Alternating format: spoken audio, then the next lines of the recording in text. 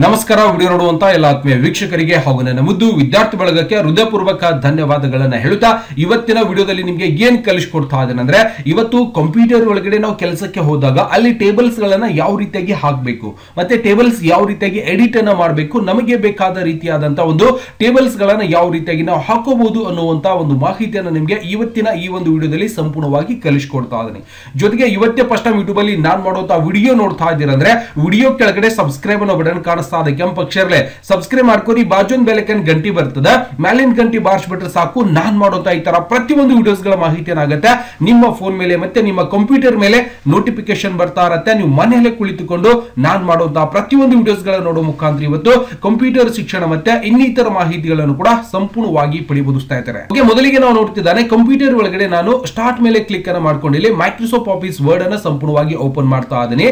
ನೀವು ಕಂಪ್ಯೂಟರ್ ಮೇಲೆ ಕೆಲಸಕ್ಕೆ ಹೋಗ್ತಾ ಇದ್ದೀರಿ, ಕಂಪ್ಯೂಟರ್ ಒಳಗಡೆ ಡಾಟಾ ಎಂಟ್ರಿ ಆಪರೇಟರ್ ಆಗಿರಬಹುದು, ಕಂಪ್ಯೂಟರ್ ಆಪರೇಟರ್ ಆಗಿರಬಹುದು, ಯಾವುದೋ ಒಂದು ಸಂಸ್ಥೆ ಅಥವಾ ನಿಗಮಗಳಲ್ಲಿ ಕೆಲಸಕ್ಕೆ ಹೋಗಬೇಕಾಗಿತ್ತು ಅಂದ್ರೆ ಅಲ್ಲಿ ಬಹಳ ಇಂಪಾರ್ಟೆಂಟ್ ಆಗಿರುವಂತಹ ಒಂದು ವಿಷಯ ಏನಪ್ಪಾ ಅಂದ್ರೆ ಟೇಬಲ್ಸ್ ಯಾವ ರೀತಿಯಾಗಿ ಹಾಕಬೇಕು, ಕಾಲಮ್ಸ್ ಗಳನ್ನ ಯಾವ ರೀತಿಯಾಗಿ ಎಡಿಟ್ ಮಾಡಬೇಕು, ಮತ್ತೆ ಯಾವ ರೀತಿಯಾಗಿ ಡಿಲೀಟ್ ಮಾಡಬೇಕು, ಮತ್ತೆ ನಮಗೆ ಯಾವ ರೀತಿಯಾಗಿ ಬೇಕು ಆ ರೀತಿಯಾಗಿ ಟೇಬಲ್ಸ್ ಗಳನ್ನ ಯಾವ ರೀತಿಯಾಗಿ ಹಾಕಬಹುದು ಅನ್ನೋದನ್ನ ನಿಮಗೆ ಇಲ್ಲಿ ಸಂಪೂರ್ಣವಾಗಿ ಕಲಿಸಿಕೊಡ್ತಾ ಇದ್ದೀನಿ. ಮೊದಲನೇದಾಗಿ ನಾವು ಮೈಕ್ರೋಸಾಫ್ಟ್ ವರ್ಡ್ ಅನ್ನು ಓಪನ್ ಮಾಡಿದಾಗ ನಾವು ಎಲ್ಲಿ ಹೋಗಬೇಕಾಗುತ್ತೆ, ಇನ್ಸರ್ಟ್ ಒಳಗೆ ಹೋಗಬೇಕಾಗುತ್ತೆ. ಇಲ್ಲಿಂದ ಟೇಬಲ್ಸ್ ಅನ್ನುವಂಥದ್ದು ನಮಗೆ ಸಂಪೂರ್ಣವಾಗಿ ಸಿಗುತ್ತೆ. ಈ ಒಂದು ಟೇಬಲ್ಸ್ ಮೇಲೆ ಕ್ಲಿಕ್ ಮಾಡಿದಾಗ ಇಲ್ಲಿಂದ ಇನ್ಸರ್ಟ್ ಟೇಬಲ್ ಅಂತ ಬರುತ್ತೆ, ಇಲ್ಲಿಂದ ಡ್ರಾ ಟೇಬಲ್ ಅಂತ ಬರುತ್ತೆ. ಇನ್ಸರ್ಟ್ ಟೇಬಲ್ ಅಂದ್ರೆ ನಿಮಗೆ ಎಷ್ಟು ಟೇಬಲ್ಸ್ ಗಳು ಬೇಕು ಆ ಒಂದು ಲೆಕ್ಕದ ಪ್ರಕಾರ ನೀವೇನ್ ಮಾಡಬಹುದು. ಇಲ್ಲಿಂದ ಇದು ನಂಬರ್ಸ್ ಆಫ್ ದ ರೋ ಅಂತ ಬರುತ್ತೆ, ಇದು ನಂಬರ್ಸ್ ಆಫ್ ದ ಕಾಲಮ್ ಅಂದ್ರೆ 2 ರೋ 2 ಕಾಲಮ್ ಬರುತ್ತೆ. ಇದನ್ನ ನಾನು ಓಕೆ ಮೇಲೆ ಕ್ಲಿಕ್ ಮಾಡಿದ್ರೆ ನೋಡಬಹುದು 2 ರೋ ಬಂದಿದೆ, 5 ಕಾಲಮ್ಸ್ ಗಳನ್ನ ನಮಗೆ ಇಲ್ಲಿ ನೋಡ್ಲಿಕ್ಕೆ ಸಿಗ್ತಾ ಇದೆ. ಅದರ ಕೆಳಗಡೆ ಇನ್ನೊಂದು ಆಪ್ಷನ್ಸ್ ಏನ್ ಬರ್ತಾ ಇದೆ ಅಂದ್ರೆ ನಾವು ಟೇಬಲ್ಸ್ ಅಲ್ಲಿ ಹೋದಾಗ ಇಲ್ಲಿ ಇನ್ಸರ್ಟ್ ಟೇಬಲ್ ಗೊತ್ತಾಯ್ತು ನಮ್ಗೆ ಎಷ್ಟು ಟೇಬಲ್ ಬೇಕು ಎಷ್ಟು ಕಾಲಮ್ ಬೇಕು ಅನ್ನೋದನ್ನ ಇಲ್ಲಿಂದ ಹಾಕೋಬಹುದು. ಇಲ್ಲಿ ಡ್ರಾ ಟೇಬಲ್ ಮೇಲೆ ಕ್ಲಿಕ್ ಅನ್ನ ಮಾಡಿದಾಗ ನೀವು ಮ್ಯಾನ್ಯುವಲ್ ಆಗಿ ಏನ್ ಮಾಡಬಹುದು ಅಂದ್ರೆ ಈ ರೀತಿಯಾಗಿ ಒಂದು ಪೆನ್ಸಿಲ್ ಬರುತ್ತೆ, ಈ ಒಂದು ಪೆನ್ಸಿಲ್ ಮುಖಾಂತರ ನೀವೇನ್ ಮಾಡಬಹುದು ಈ ರೀತಿಯಾಗಿ ಡ್ರಾ ಮಾಡಬಹುದು. ಇದರಲ್ಲಿ ನಿಮ್ಗೆ ಎಷ್ಟು ಕಾಲಮ್ಸ್ ಗಳು ಬೇಕು ಅಷ್ಟು ಕಾಲಮ್ಸ್ ಅನ್ನು ನೀವೇನ್ ಮಾಡಬಹುದು ಈ ರೀತಿಯಾಗಿ ಡ್ರ್ಯಾಗ್ ಅಂಡ್ ಡ್ರಾಪ್ ಮಾಡಿದ್ರೆ ಸಂಪೂರ್ಣವಾಗಿ ಕಾಲಮ್ಸ್ ಗಳು ಕೂಡ ಆಗುತ್ತೆ. ಅಂದ್ರೆ ಒಂದು ಪೆನ್ನಿನ ರೀತಿ ಇದು ಸಂಪೂರ್ಣವಾಗಿ ಕೆಲಸ ಮಾಡುತ್ತೆ. ನಿಮ್ಗೆ ಯಾವ ರೀತಿಯಾಗಿ ಬೇಕೋ ಆ ರೀತಿಯಾಗಿ ಇದು ಡ್ರಾ ಮಾಡಿ ನಿಮ್ಗೆ ಟೇಬಲ್ಸ್ ಅನ್ನ ಹಾಕಿ ಕೊಡುತ್ತೆ. ಇದನ್ನ ಸಂಪೂರ್ಣವಾಗಿ ಹಾಕಬಹುದು ಸರ್, ಇದರಲ್ಲಿ ಒಂದೇ ಟೇಬಲ್ಸ್ ಬೇಕು ಅಂದ್ರೆ ಹಾಕಬಹುದು, ಇದರಲ್ಲಿ ಈ ರೀತಿಯಾಗಿ ಬೇಕು ಅಂದ್ರೆ ಹಾಕೋಬಹುದು, ಇಲ್ಲ ಸರ್ ಸಿಂಗಲ್ ಅಷ್ಟೇ ಬೇಕು ಅಂದ್ರೆ ಹಾಕೋಬಹುದು. ಮತ್ತೆ ಕಂಟಿನ್ಯೂ ನನಗೆ ಈ ರೀತಿಯಾಗಿ ಬೇಕಾಗಿತ್ತು ಅಂದ್ರೆ ಕಂಟಿನ್ಯೂ ಕೂಡ ನೀವು ಏನ್ ಮಾಡಬಹುದು.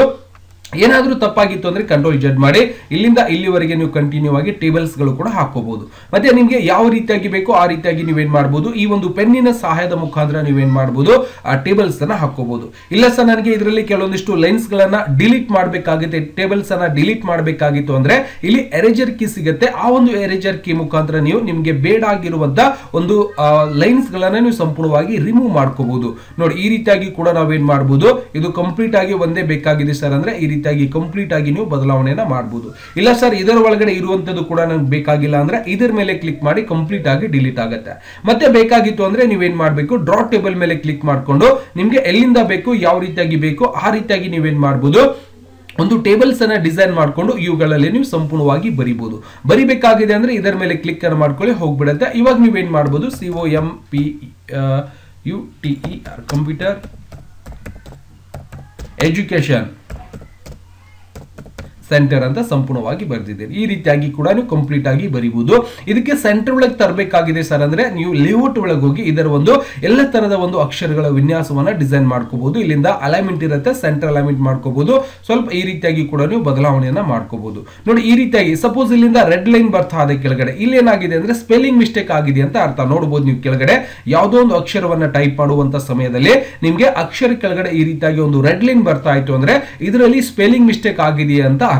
ಅವಾಗ ನೀವೇನ್ ಮಾಡ್ಬೇಕು ಇದನ್ನ ಯಾವ ರೀತಿಯಾಗಿ ಕರೆಕ್ಷನ್ ಮಾಡ್ಬೇಕಂದ್ರೆ ಇದರ ಮೇಲೆ ರೈಟ್ ಕ್ಲಿಕ್ ಮಾಡ್ಕೊಂಡು ಅವಾಗ ನೀವೇನ್ ಮಾಡ್ಬೇಕು ಇಲ್ಲಿಂದ ಇದರ ಮೇಲೆ ಕ್ಲಿಕ್ ಅನ್ನ ಮಾಡಿದ್ರೆ ಸಂಪೂರ್ಣವಾಗಿ ಇದು ಬದಲಾವಣೆ ಆಗ್ಬಿಡುತ್ತೆ.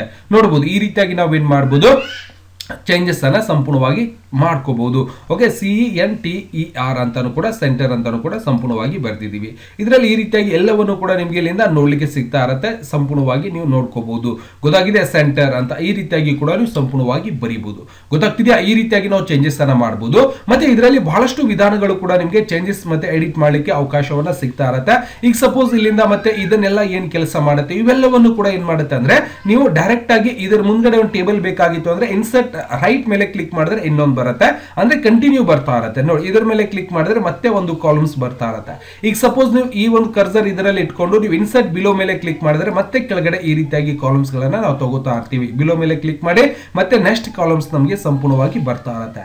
ಈ ರೀತಿಯಾಗಿ ನಾವು ಏನ್ ಮಾಡ್ಬೋದು ಅಂದ್ರೆ ಕೆಳಗಡೆ ಬೇಕು ಅಂದ್ರೆ ಕೆಳಗಡೆ ಹಾಕೋಬಹುದು, ಇಲ್ಲ ಸರ್ ಸೈಡಿಗೆ ಬೇಕಾಗಿತ್ತು ಅಂದ್ರೆ ನೀವು ಇದರ ಮೇಲೆ ಕ್ಲಿಕ್ ಅನ್ನ ಮಾಡ್ಕೊಂಡು ಕೂಡ ಸಂಪೂರ್ಣವಾಗಿ ಹಾಕೋಬಹುದು. ಈಗ ಸಪೋಸ್ ನಮ್ಗೆ ಇನ್ನೊಂದು ಚಾಲೆಂಜ್ ಏನ್ ಬರುತ್ತೆ ಅಂದ್ರೆ ಸರ್ ಇದರ್ಲಿಂತ ಒಂದು ಕಟ್ ಹಾಕ್ಬೇಕಂದ್ರೆ ಈ ರೀತಿಯಾಗಿ ನನಗೆ ಸಪರೇಟ್ ಮಾಡಬೇಕಾಗಿದೆ ಈ ಒಂದು ಟೇಬಲ್ಸ್ ಅಲ್ಲಿ ಅಂದ್ರೆ ನೀವೇನ್ ಮಾಡಬೇಕು, ಸಂಪೂರ್ಣವಾಗಿ ಸೆಲೆಕ್ಷನ್ ಮಾಡ್ಕೊಂಡು ಇಲ್ಲಿಂದ ಒಂದು ಸ್ಪ್ಲಿಟ್ ಟೇಬಲ್ ಅಂತ ಇರುತ್ತೆ, ಇದರ ಮೇಲೆ ಕ್ಲಿಕ್ ಮಾಡಿದ್ರೆ ಕಂಪ್ಲೀಟ್ ಆಗಿ ಅದು ಡಿಲೀಟ್ ಆಗಿ ಹೋಗ್ಬಿಡುತ್ತೆ. ಇಲ್ಲಿ ನೀವು ಟೇಬಲ್ಸ್ ಅನ್ನ ಸೆಲೆಕ್ಷನ್ ಮಾಡ್ಕೊಂಡು ಲೇಔಟ್ ಅಲ್ಲಿ ಹೋದಾಗ ಅದರ ಸಂಪೂರ್ಣವಾಗಿ ಚೇಂಜಸ್ ಮಾಡ್ಕೋಬಹುದು. ಈಗ ಸಪೋಸ್ ಇದಕ್ಕೆ ಜಾಯಿಂಟ್ ಮಾಡಬೇಕಾಗಿದೆ ಸರ್ ಅಂದ್ರೆ ನೀವೇನ್ ಮಾಡಬಹುದು, ಸಪೋಸ್ ಇದರ ಮೇಲೆ ಕ್ಲಿಕ್ ಅನ್ನ ಮಾಡ್ಕೊಂಡು ಇಲ್ಲಿಂದ ಸ್ಪ್ಲಿಟ್ ಸೆಲ್ ಅಂತ ಬರುತ್ತೆ, ಇದರ ಮೇಲೆ ಕ್ಲಿಕ್ ಅನ್ನ ಮಾಡ್ಕೊಂಡು ನೀವು ಇದರಲ್ಲಿ ಆಡ್ ಕೂಡ ಸಂಪೂರ್ಣವಾಗಿ ಮಾಡ್ಕೋಬಹುದು. ಗೊತ್ತಾಗಿದೆಯಾ? ಅದರ ಜೊತೆಗೆ ಸರ್ ನನಗೆ ಕಂಪ್ಲೀಟ್ ಆಗಿ ಒಳಗಡೆ ಇರುವಂತದನ್ನ ತೆಗಿಬೇಕಾಗಿದೆ ಸರ್ ಅಂದ್ರೆ ಸೆಲೆಕ್ಷನ್ ಮಾಡ್ಕೊಂಡು ಮರ್ಜ್ ಸೆಂಟರ್ ಮೇಲೆ ಕ್ಲಿಕ್ ಮಾಡಿದ್ರೆ ಕಂಪ್ಲೀಟ್ ಆಗಿ ಅಲ್ಲಿ ಏನಾಗಿರುತ್ತೆ ಹಾಕಿರುವಂತ ಕಾಲಮ್ಸ್ ಮತ್ತೆ ರೋಗಳು ಕೂಡ ಸಂಪೂರ್ಣವಾಗಿ ಹೋಗ್ಬಿಡುತ್ತೆ. ಗೊತ್ತಾಗಿದೆ? ಸಪೋಸ್ ಡಿಲೀಟ್ ಮಾಡಬೇಕಾಗಿತ್ತು ಸರ್ ಅಂದ್ರೆ ನೀವು ಇದನ್ನ ಸೆಲೆಕ್ಷನ್ ಮಾಡ್ಕೊಂಡು ಡಿಲೀಟ್ ಮೇಲೆ ಕ್ಲಿಕ್ ಮಾಡ್ಕೊಂಡು ಡಿಲೀಟ್ ಸೆಲ್ ಕಾಲಮ್ ಅಂತ ಕ್ಲಿಕ್ ಮಾಡಿದ್ರೆ ಸಂಪೂರ್ಣವಾಗಿ ಡಿಲೀಟ್ ಆಗ್ಬಿಡುತ್ತೆ. ಈ ರೀತಿಯಾಗಿ ನಾವೇನ್ ಮಾಡಬಹುದು ಅಂದ್ರೆ ಟೇಬಲ್ಸ್ ಅನ್ನ ಸಂಪೂರ್ಣವಾಗಿ ಹಾಕಬಹುದು ಮತ್ತೆ ಅದಕ್ಕೆ ಎಡಿಟ್ ಕೂಡ ಮಾಡ್ಲಿಕ್ಕೆ ನಮಗೆ ಅವಕಾಶ ಇದ್ದಿರುತ್ತೆ.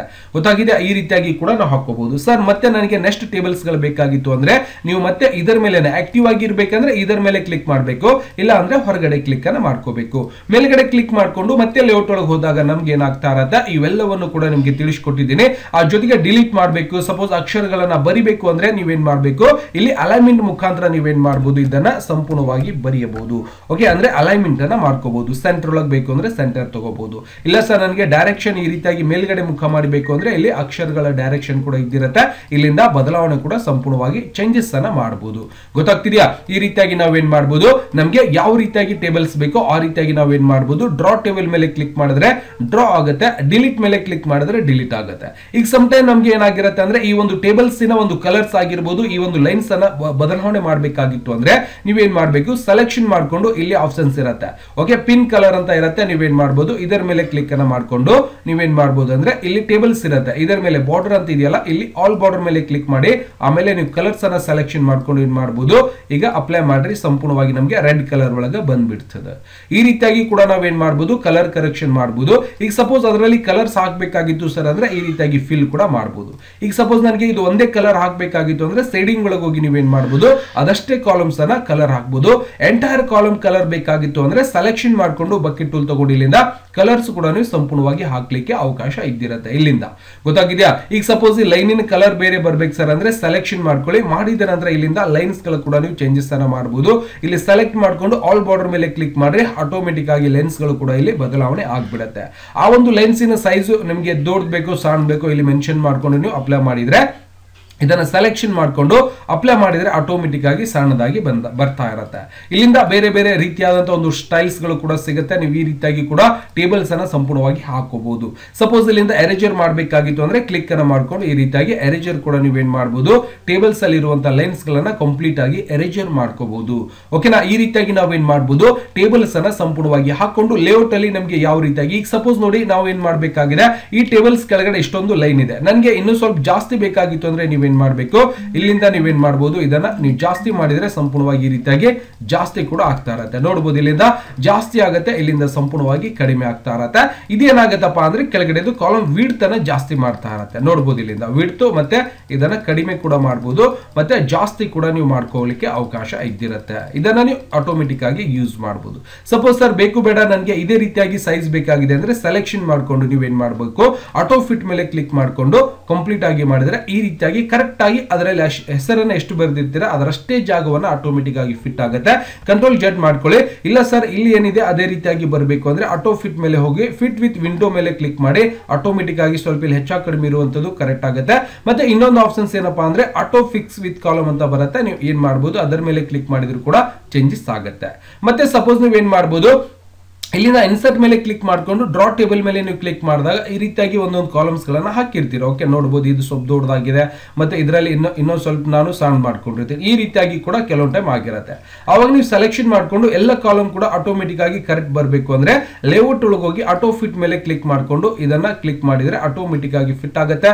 ಸಪೋಸ್ ಇಲ್ಲಿಂದ ನಾವು ಇನ್ನೊಂದು ಆಪ್ಷನ್ಸ್ ಏನಿರುತ್ತೆ ಅಂದ್ರೆ ಇದರ ಮೇಲೆ ಕ್ಲಿಕ್ ಮಾಡ್ಕೊಂಡ್ರು ಕೂಡ ಆಟೋಮೆಟಿಕ್ ಆಗಿ ನಿಮಗೆ ಅದರದ ಒಂದು ವಿಡ್ತ್ ಮತ್ತೆ ಕರೆಕ್ಟ್ ಆಗಿ ನಮಗೆ ಅಡ್ಜಸ್ಟ್ಮೆಂಟ್ ಆಗ್ಬಿಡುತ್ತೆ. ನೋಡಿ, ಆಗ್ಲೇ ಜಾಸ್ತಿ ಕಡಿಮೆ ಇತ್ತು, ನಾನು ಇದರ ಮೇಲೆ ಕ್ಲಿಕ್ ಮಾಡಿದಾಗ ಆಟೋಮೆಟಿಕ್ ಆಗಿ ಕರೆಕ್ಟ್ ಆಗಿರುತ್ತೆ. ಈಗ ಸಪೋಸ್ ನೋಡಿ, ಒಂದು ಕಾಲಮ್ ಸಣ್ಣದು, ಇನ್ನೊಂದು ಕಾಲಮ್ ಈ ರೀತಿಯಾಗಿ ಬಂದಿರುತ್ತೆ, ಇನ್ನೊಂದು ಕಾಲಮ್ ದೊಡ್ಡದಾಗಿ. ಈಗ ಎಲ್ಲ ಕಾಲಮ್ ಒಂದೇ ಸೈಜ್ ಒಳಗೆ ಬರಬೇಕು ಅಂದ್ರೆ ಇದರ ಮೇಲೆ ಕ್ಲಿಕ್ ಮಾಡ್ಕೋಬೇಕು. ಓಕೆ, ಇದನ್ನ ಸೆಲೆಕ್ಷನ್ ಮಾಡಿ ಇದರ ಮೇಲೆ ಕ್ಲಿಕ್ ಮಾಡ್ಕೊಂಡು ನೀವೇನ್ ಮಾಡಬಹುದು, ಅಡ್ಜಸ್ಟ್ಮೆಂಟ್ ಕೂಡ ಮಾಡ್ಕೊಳ್ಳಿಕ್ಕೆ ಅವಕಾಶ ಇದ್ದಿರುತ್ತೆ. ಅಂದ್ರೆ ಇದರದು ವಿಡ್ತ್, ಯಾಕಂದ್ರೆ ಇಲ್ಲಿ ಒಳಗಡೆ ನಾವು ಮರ್ಜ್ ಮಾಡಿರ್ತೀವಲ್ಲ, ಹಾಗಾಗಿ ಅದು ಕರೆಕ್ಟ್ ಆಗಿ ತಗೋತಾ ಇರೋದಿಲ್ಲ. ಮರ್ಜ್ ಮಾಡಿಲ್ಲ ಅಂದ್ರೆ ಆಟೋಮೆಟಿಕ್ ಆಗಿ ತಗೋತಾ ಇರುತ್ತೆ. ಇದರ ಮೇಲೆ ಕ್ಲಿಕ್ ಮಾಡ್ಕೊಳ್ಳಿ, ನೋಡಿ ಇದು ಆಟೋಮೆಟಿಕ್ ಆಗಿ ಎಲ್ಲ ಸೈಜ್ ಕೂಡ ಮೇಲ್ಗಡೆ ನೋಡಬಹುದು ಕರೆಕ್ಟ್ ಆಗಿ ಬರ್ತಾ ಇರುತ್ತೆ. ಕೆಳಗಡೆ ಕೂಡ ಕರೆಕ್ಟ್ ಆಗಿ ಬಂದಿರುವಂತದ್ದು ಕೂಡ ನಮಗೆ ಯಾವ ಸೆಲ್ ಕರೆಕ್ಟ್ ಆಗಿದೆಯೋ ಅದೇ ರೀತಿಯಾಗಿ ನಮಗೆ ಮೆನ್ಷನ್ ಆಗಿ ಬಂದಿರುತ್ತೆ. ಈ ರೀತಿಯಾಗಿ ಕೂಡ ನಾವು ಏನ್ ಮಾಡಬೇಕು, ಇಲ್ಲಿಂದ ಟೇಬಲ್ಸ್ ಹಾಕುವಂತ ಮಾಹಿತಿಯನ್ನು ನಿಮಗೆ ಸಂಪೂರ್ಣವಾಗಿ ಕಲಿಸಿಕೊಟ್ಟಿದ್ದೀನಿ. ಈಗ ಸಪೋಸ್ ನನಗೆ ಡಿಸೈನ್ ಮಾಡಬೇಕಾಗಿತ್ತು ಅಂದ್ರೆ ಟೇಬಲ್ಸ್ ಗಳ ಒಂದು ಡಿಸೈನ್ ಮಾಡಲಿಕ್ಕೆ ಕೂಡ ನಿಮಗೆ ಅವಕಾಶ ಇದ್ದಿರುತ್ತೆ. ನಿಮಗೆ ಯಾವ ರೀತಿಯಾಗಿ ಡಿಸೈನ್ಸ್ ಬೇಕೋ ಆ ರೀತಿಯಾದಂತಹ ಒಂದು ಡಿಸೈನ್ ಕೂಡ ನೀವು ಹಾಕೋಬಹುದು. ಗೊತ್ತಾಗಿದೆಯಾ? ದಯವಿಟ್ಟು ಎಲ್ಲ ತರಹದ ಮಾಹಿತಿ ಕೂಡ ತಿಳಿಸಿಕೊಟ್ಟಿದ್ದೀನಿ. ಯಾವ ರೀತಿಯಾಗಿ ಟೇಬಲ್ಸ್ ಅನ್ನ ಹಾಕೋಬೇಕು, ಯಾವ ರೀತಿಯಾಗಿ ಟೇಬಲ್ಸ್ ಅನ್ನ ಡಿಲೀಟ್ ಮಾಡಬೇಕು ಅನ್ನುವಂತ ಮಾಹಿತಿ ಕೂಡ ಸಂಪೂರ್ಣವಾಗಿ ಕಲಿಸಿಕೊಟ್ಟಿದ್ದೀನಿ. ಜೊತೆಗೆ ಈ ಒಂದು ವಿಡಿಯೋ ನಿಮಗೆ ಇಷ್ಟ ಆಗಿತ್ತು ಅಂದ್ರೆ ಲೈಕ್ ಮಾಡೋದನ್ನ ಮರಿಬಾರ್ದು, ಹಾಗೆ ಬೇರೆಯವರಿಗೆ ಶೇರ್ ಮಾಡೋದನ್ನು ಕೂಡ ಮರಿಬಾರ್ದು ಸ್ನೇಹಿತರೆ. ಮತ್ತೆ ಸಿಗೋಣ ಮುಂದಿನ ವಿಡಿಯೋದಲ್ಲಿ. ನಮಸ್ಕಾರ. ವಿಡಿಯೋ ನೋಡುವಂತ ಎಲ್ಲ ಆತ್ಮೀಯ ವೀಕ್ಷಕರಿಗೆ